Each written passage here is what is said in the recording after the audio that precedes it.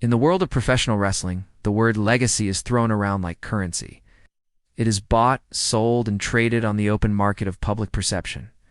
We have seen the second-generation stars, the third-generation prodigies, the sons and daughters who inherit the kingdom. But what happens when a legacy arrives from the outside? What happens when a bloodline forged in the fires of Hollywood action cinema and the dojos of Osaka crashes into the manicured chaos of the WWE? On a humid Friday night in Miami, the Kaseya Center wasn't just hosting an episode of SmackDown, it was becoming the epicenter of a cultural collision. The script was written, the rundown was finalized. But at 9:55 p.m., the script was burned to ash. Charlotte Flair, the daughter of the Nature Boy, stood alone at the summit. Her arrogance wasn't an act. It was a callus formed by years of victory.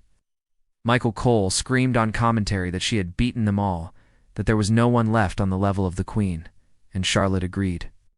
She grabbed the microphone, her voice echoing with that familiar, piercing cadence, demanding a challenge, threatening to take her title and go home if the world couldn't offer her a real fighter. She asked for a storm. She got a hurricane. The atmosphere shifted. It wasn't a sudden explosion of pyro or the screech of electric guitars. It was a sound that hadn't been heard in a WWE arena in decades, a low, guttural synthesizer drone mixed with traditional Japanese percussion. The lights turned a deep, bruising indigo. As smoke clung to the floor, a silhouette emerged with a terrifying economy of motion. Arissa LeBrock, the daughter of the action icon Steven Seagal and the legendary Kelly LeBrock. A woman with Hollywood in her smile and Aikido in her bones. The crowd realized it instantly, a murmur growing into a buzz. That's Seagal's kid. No way.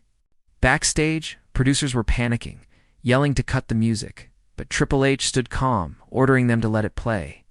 He wanted to see where this went. Arissa didn't run. She didn't pose. She vaulted to the apron and bypassed the ropes entirely to land in the ring. The contrast was jarring. The Queen against the assassin.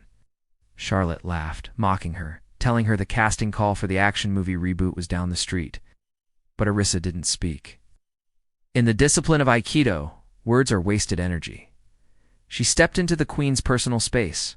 Charlotte, triggered by the disrespect, threw the mic and unleashed her signature chop. But then, the impossible happened. A crack echoed through the arena, a flesh on flesh, but of a wrist being caught. Arissa trapped Charlotte's hand in a coat geisha grip, twisting the Queen's frame like a wet towel. Charlotte was launched into the air, landing hard on her shoulder. Pat McAfee screamed that it wasn't wrestling, it was breaking a limb. The illusion of control was shattered. The Queen was suddenly just a combatant in a fight she didn't understand, scrambling to the corner in genuine panic. Arissa stood in the center, staring into the camera, holding up two fingers and slowly closing them into a fist. The crowd finally found their voice, chanting Holy Shastrisk Tea as security rushed the ring. But it went from a return to a massacre. Arissa dismantled four grown men in 6 seconds, a blur of hip throws and leg sweeps. Charlotte used the chaos to retreat, clutching her title, looking back with a mixture of hatred and fear.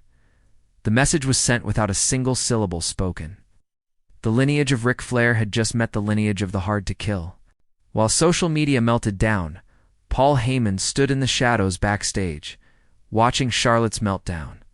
He smiled a rare, dangerous smile and made a call to Roman Reigns, whispering that the landscape had changed and the bloodlines were expanding, but the final word belonged to Arissa.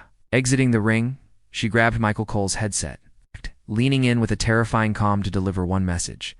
Tell the Queen, ... checkmate. She disappeared into the crowd, a ghost in the machine. But the invasion was just the opening move. The real war was about to happen in the parking lot. As Arissa walked to her car, a steel chair smashed into the window inches from her head. She spun around to find not Charlotte Flair, but Ronda Rousey holding a weapon. Rousey sneered, "You think you're the only real fighter here?" Arissa cracked her neck and smiled. The screen went black. It isn't over.